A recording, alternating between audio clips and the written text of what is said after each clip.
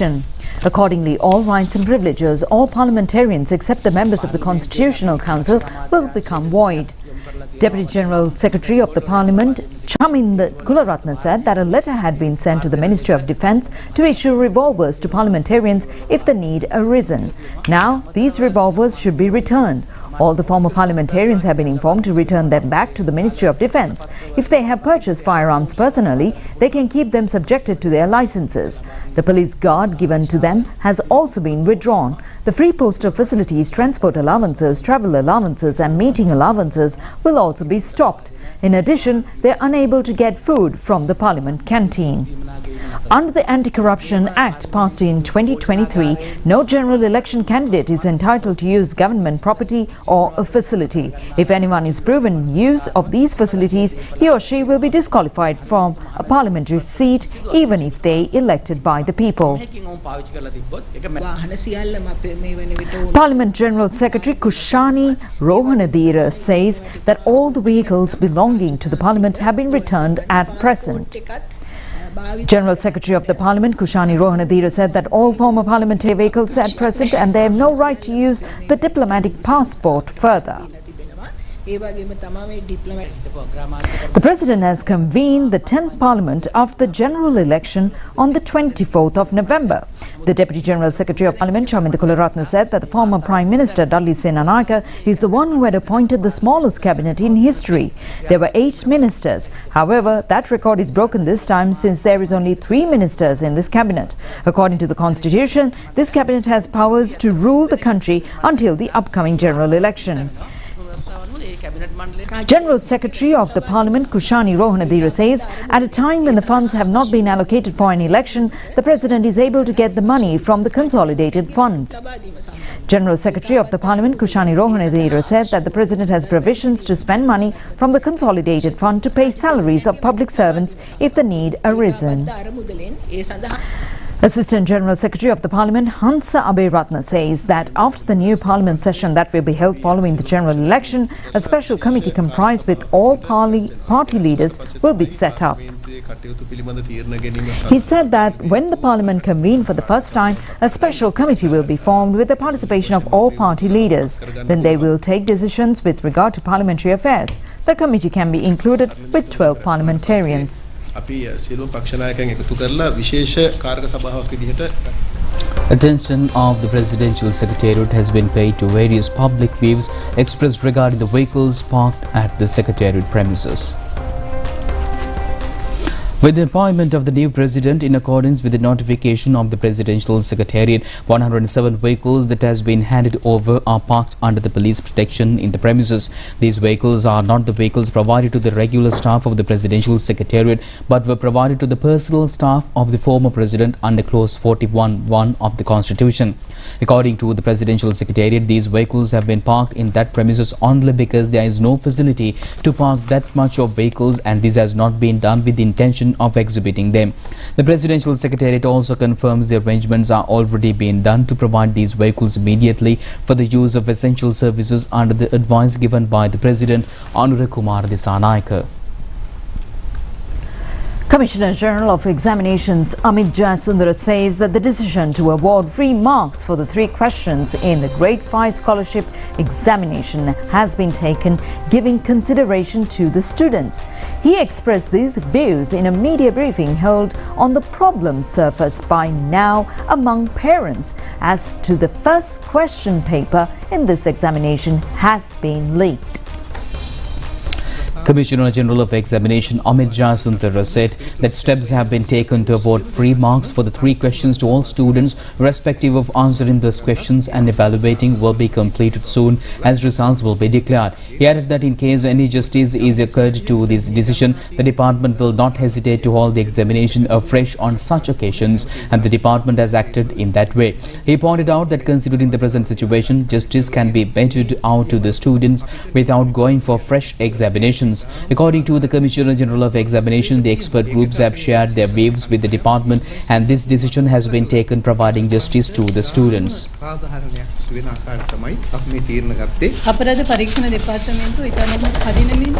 Secretary to the Ministry of Education, Tilaka Jayasundara, said that the Criminal Investigation Department has acted swiftly and has recognized a person connected in this fraud, and investigations are being continued. She also said that the Prime Minister has appointed a special committee and has studied extensively on this matter. And meanwhile, the police request the public not to provide the OTP code to any external party in doing banking transactions over the internet. And it has been stressed by them to follow the guidelines provided by the concerned banks and confirm the safety of money in their accounts and transactions. The police the public to confirm the relevant information properly with the help of concerned banks if they face any problems in doing the transactions over the internet. Police also says that the public awareness has to be created on safety methodology to be followed in order not to get the wrapped in these frauds. It has been reported that when the customers provide their code numbers to external sources, they have been cheated in their accounts by frauds and their money has been drawn from their accounts. Certain people have been trying to get these code numbers in the guise of giving benefits of lottery draws and providing discounts. Police also request the public not to give their code numbers to a third party where popular trademarks and services can be seen when the public come in contact with the bogus web pages over the internet. Police media spokesman DIG Attorney at Law Nihal Talduwa said that OTP code number should never be given to any third party on any occasion, since even the bank does not recognize the code provided by the computer system secretly. The number should not be transferred to any other person. He said that it should be in the possession of the account holder only, and if anyone asks for it, that has to be only a third party, and if the number is given to them, the money in the account of the customer will be withdrawn by the fraud parties and will be transferred to a separate account on the spot. He added that the instances have been found where money drawn in this mode been directed to foreign countries in the form of cryptocurrency, and he said that it has been observed that currencies amounting to billions of rupees have been cheated. He finally added that it is requested from the public, in case of a necessity of the code, concerned bank has to be contacted over the phone to get it confirmed. According to the Department of Census and Statistics, the consumer inflation for the month of September of the municipal community of Colombo has come down to minus 0.5%. During the month of August, the consumer inflation of the municipal community of Colombo has been 0.5%. The inflation in the food category has been recorded at 0.8%, while in September this has come down to minus 0.3%. In the non-food category, the consumer inflation, which has been 0.4%, has come down to minus 0.5%, according to the Department of Census and Statistics. The Sri Lanka Customs says that income from the export of apparels and textiles in the month of August has exceeded $500 million after 2 years. This has been mentioned in the Export Progress Report of the month of August. Income earned from the export of apparels and textiles has increased by 17.51% compared to the month of August last year. The value of the service exports of last month has been $318.77 million. According to the central bank, goods and services sectors both have shown an overall increase during that period. The value has been $1,483.13 million. The overall trade commodity increase has been $1,165 million, and this has recorded an increase of 4.18% compared with last year. The reason being the increase of exports in apparel and textiles, tea, coconut, rubber-related products, spice and concentrated exports. The Met Department says that thunder showers will experience in many parts of the island in the evening and in the night as tomorrow as well. The heavy rains over 100 millimeters may occur in the western Welgama, central southern province and some areas in the northwestern province. The Met Department says the rains will occur in the southern province and in the Batticaloa and Ampara districts in the morning as well. The Met Department requests the public to take measures to minimize dangers of gale force winds and lightning that accompany with the thunder showers. Duty officer of the Met Department, Kasun Pascual, said that showers and thunder showers will be expected at the sea areas around the island, especially in the evening and in the night. Especially rains will occur in the sea areas close to the coastal belt extending from Galle, Hambantota to Batticaloa in the morning. The weather condition around the island is conducive for fishing activities. Now, Norton Bridge Sinhala Mahavidyalaya in Hatton, which was temporarily closed due to an earth slip threat, was open for studies today. However, huge boulders have fallen to the laboratory building premises of the school from a nearby hilly area. The students have been warned not to go to this area. Parents of the students today conducted a Shramadana campaign to clean the area with landslide threat. A house at Gaminipura area in Tanamalvila has been totally damaged by the heavy rains and strong winds occurred last evening.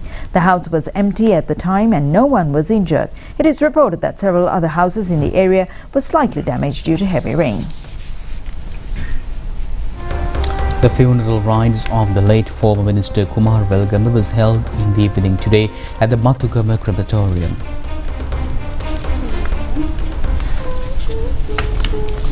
The body of Kumar Welgama was kept at his Deniston State residence, Horvilla in Mathugama.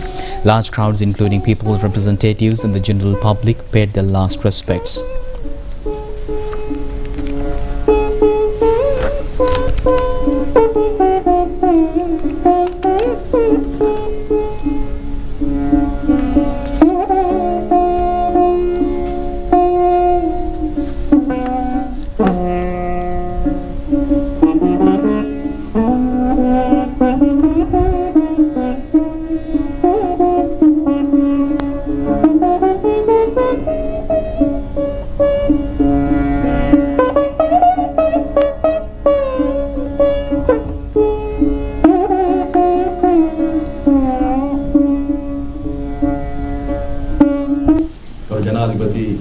Conveying the condolence message of the President, Dr. Nalinda Jathisu said that Kumar Welgama, who has been in active politics for more than 40 years, was loved by everyone without any political discrimination, and the public has been extremely sensitive over his passing away. He added that Kumar Welgama can be described as a politician who always worked closely with the people and was active in maintaining communal harmony and inter-religious friendships in Kalutara district, where he was active in this regard.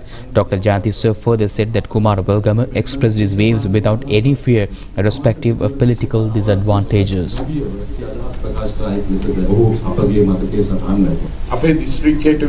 Former parliamentarian P.L. Nishant said that Kumar Welgama has been a leader of pride not only to Kalutara district but to the entire country. He said that the late leader provided leadership not only to him but a large number of others too, and he has been an excellent character who acted very freely. Former parliamentarian Dr. Rajitha Senaratne said that Kumar Welgama will be remembered as a leader who loved the people of this country honestly and should be born again to carry forward our young generation in an immaculate form of politics in the country, and he will attain Nibbana according to the Buddhist religious beliefs. Later, the body was taken in a funeral procession to the Pradesha Sabha crematorium in Panthir, Mathugama, where final rites were done after the completion of religious ceremonies. Former Minister Kumar Welgama has been chief organizer of the Sri Lanka Freedom Party in the Agalavata electorate from 1984 to the year 2000. Later, breaking away from the Sri Lanka Freedom Party, he started his new party called Navalanka Nidahas Party. He contested the 2020 general election in coalition with the Samaki Janabalawega and was elected to the parliament. And today is the fourth day of the Colombo International Book Fair. The organizers say that the number of more than 500,000 readers have visited during the past 3 days.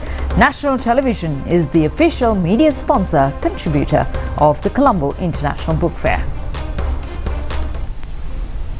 According to reports, more than 500,000 readers have visited the Colombo International Book Fair so far. Huge crowds could be witnessed at the book fair premises in the morning today, and the book fair has become the best possible place for the readers to meet authors and exchange views with them.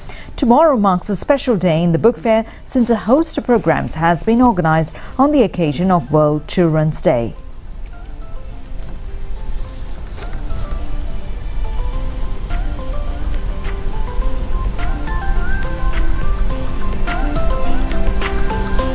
දරුවන්ට කතා කියන්න Chairman of the Book Publishers Association, Samantin Devira, said that the arrangements have been made for children to listen to stories, narrate stories and purchase presents in the main stage tomorrow morning. A show has been organized tomorrow morning for children with special needs at the request of children, and they will be able to play with clay, and places have been arranged for them for drawings where all children can participate.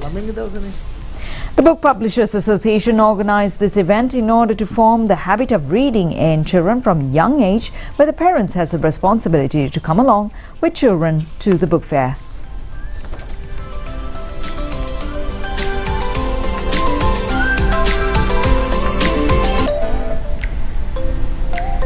The book titled Krutima Buddhiyen Nivan Dakima, authored by prominent writer Ajantha Senviratne, was released yesterday during the Colombo International Book Fair.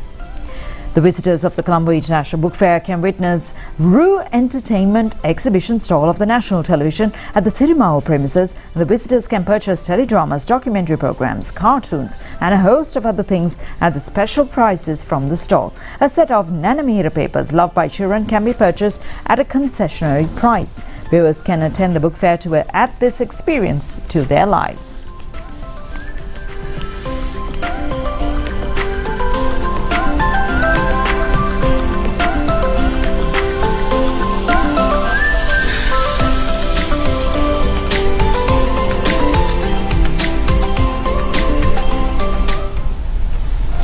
Upul Wale, the former UNP organizer of the Kasbah electorate, says that he will contest in the forthcoming election under the elephant symbol. He expressed these views after a discussion held with former President Ranil Wickremesinghe this morning at the Sirikota headquarters. The former UNP organizer of the Kasbah electorate, Upul Malapana, said that although some wanted to protest, we all had some problems in reorganizing. This is not Ranil Wickremesinghe's defeat, but a defeat as Sri Lankans. We should do away with hate politics, and he said that to congratulate the new government. The former president proposed to think anew and prepare the ground for newcomers, and he intended to open the UNP for youth. Upul Malapana further said that the UNP will contest the general election under the symbol of elephant this time. And meanwhile, the inaugural ceremony of the issue green bonds was held at the Colombo Stock Exchange premises today. Officials of the Colombo Stock Exchange, Securities and Exchange Commission of Sri Lanka and the officials of the DFCC Bank participated in the ceremony. On this occasion, green bonds were issued for local investments by the DFCC Bank. Green bonds can be described as a positive environment and climatic fixed income finance equipment with benefits utilized in supplier project funds. Green bonds investors come under the green bond fundamentals declared by the International Capital Market Association. With the issuance of green bonds, investments are done in the local and international market where green projects creating climatic or other environmental benefits and renewable energy projects. The inaugural ceremony of green bonds in the country was held today at the Colombo Stock Exchange premises.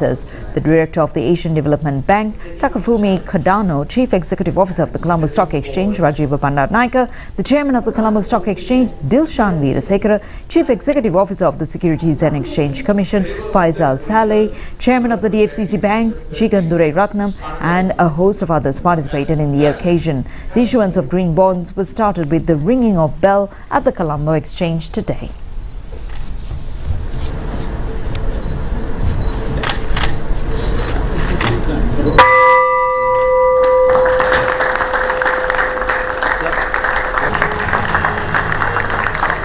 So this transaction clearly illustrates how the capital market can support sustainable development and help Sri Lanka achieve its climate goals. As a green bond issuer, DFCC Bank has pledged to use the proceeds for projects that have positive environmental impact and to help tackle climate issues that threaten our economic recovery and social development. So public sector funding alone is clearly insufficient.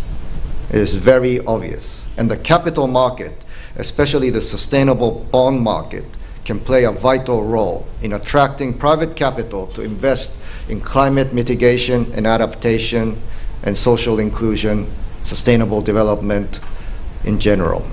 And we are seeing this happening today with the first green bond issued in Sri Lanka. For ADB, promoting sustainable capital market development is one of the key components of our work to promote sustainable recovery, build resilience, and enhance inclusive growth in Sri Lanka.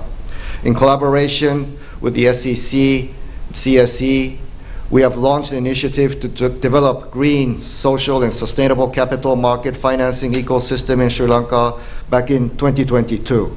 And I am very pleased to see that this first issuance, and I'm very sure that this first green bond will catalyze many more issuance. And we look forward to continuing our partnership with the SEC and CSC to further develop the regulatory framework and market ecosystem, facilitate product innovation that is on par with international standards and practices, and showcase Sri Lanka's capital market on the international stage. Portfolio. The interest we've seen in the issue has been great. We closed the issue, I believe, in a couple of hours after opening. That shows a strong investor appetite for this. But also one significant thing, I think, is that it was issued about 100 basis points below the risk-free rate. So it shows the benefit that potential issuers can get in terms of choosing this as a funding source. If you just look at some statistics for 2023, there's been a total issuance of $1 trillion that took place in sustainable bonds last year. And that really allows Sri Lanka a very unique opportunity to tap into that space, right? Now, all of these projects actually allow those entities to tap into the green space. So there are three people here: the regulator, the team, and of course not forgetting the investor. To me, the investor is the most important. He's the one who's prepared to take that big edge of, give meaning, if necessary, to a sustainable project. You see, to issue it twice at a premium is again a no-brainer. But the fact that an issuer is prepared to take a premium off and take it at a price that shows his intention to support green initiatives is a big thing for us, and we found a partner in that. This does not end here. We will have quite a few more firsts, and we hope that this success shows the country that this could be done. My biggest thing about this is to show everyone that this could be done in Sri Lanka. A green and sustainable economic environment is now the joint responsibility of the government, business, and society. Sustainable bonds, green bonds, blue bonds, orange bonds, yellow bonds, social bonds, and other sustainable debt instruments have a common purpose and goal. That is to create a sustainable ecosystem. They are becoming an important part of global fixed income markets. And now let's move on to some more local news items in brief. One person has been injured in a shooting incident at Parliamentary in Panadura. When Panadura North Police searched lorry carrying 4 cattle illegally, the firearm of a police officer has been triggered. The incident took place in a scuffle with a suspect. 5 of them are said to be in the lorry when the incident occurred. 2 of them have run away from the scene and another 2 has been taken into custody. The injured suspect was admitted to the Panadura Base Hospital. One person has died in an accident last night at Ipagabuakiribur in Kurunagala. He said that a police constable attached to the Kurunagala Dorothy Harbour police station, the motorcycle in which he was travelling, has collided with the bus of the Sri Lanka Transport Board and another person has been injured. The driver of the bus has been arrested. According to the administrative authorities of the Hevala Zoological Gardens and the Elephant Orphanage at Pindavala, children under 12 years will get admission free on the occasion of the World Children's Day tomorrow. Several special programs have been organized to be conducted throughout the day. Sri Lanka Navy has taken into custody the 2 Indian fisheries boats while being engaged in Sri Lanka waters illegally. The incident has happened in the sea north of Mannar, and 17 fishermen have also been taken into custody by the Navy. A suspect has been arrested with a firearm by the police special task force in Megahawat area. It has been revealed that a person named Totalaga Chanda, who lives in a foreign country currently and a companion of Ganebula Sanjeeva, an organized criminal with the intention of carrying out an assassination. Police has been able to take into custody a number of live bullets of the 38mm firearm. Cake designers representing Sri Lanka were able to win 13 gold medals and 9 silver medals at the cake designers competition held in Mumbai recently. 14 of them who participated in the contest returned to the island yesterday.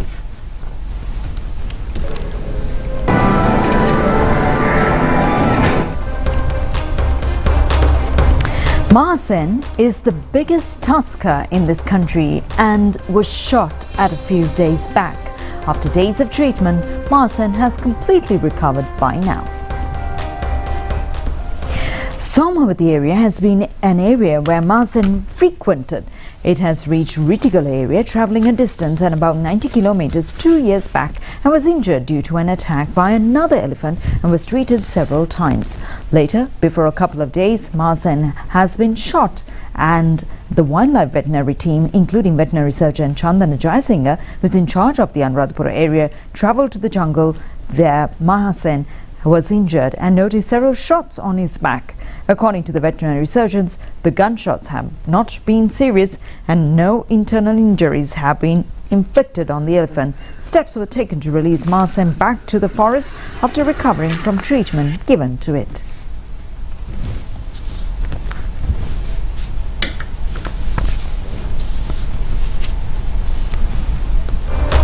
That's a look at local news. Stay with us. Foreign news is coming up next.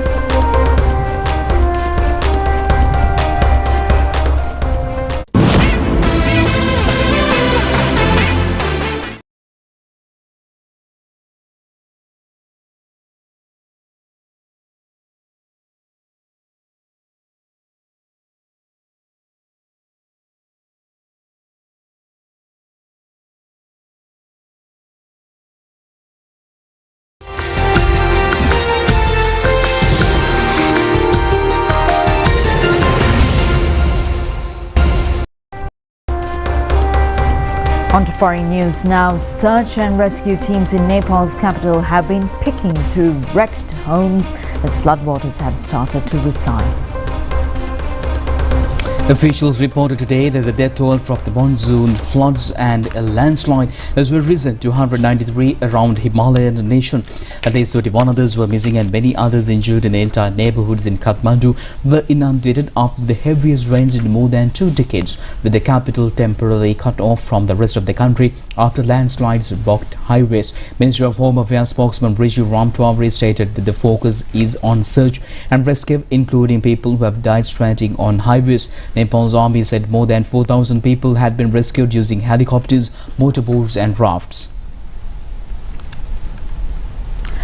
The International Indian Film Academy 2024 took place in Abu Dhabi, bringing together the biggest stars from the Hindi film industry. In the acting category, Shah Rukh Khan won the Best Actor for his role in Jawan, while Rani Mukherjee was named Best Actress for the portrayal of determined mother in Mrs. Chatterjee vs. Norway. Anil Khan won the Best Supporting Actor for his role in Animal, and Best Supporting Actress was awarded to Shabana Azmi for her role in Rocky Aur Rani Ki Prem Kahani.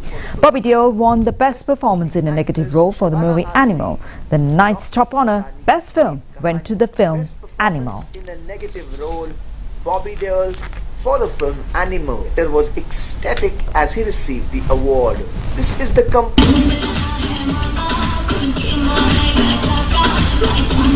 Introducing Prima Kottami Korean Ramen. Let's fire it up.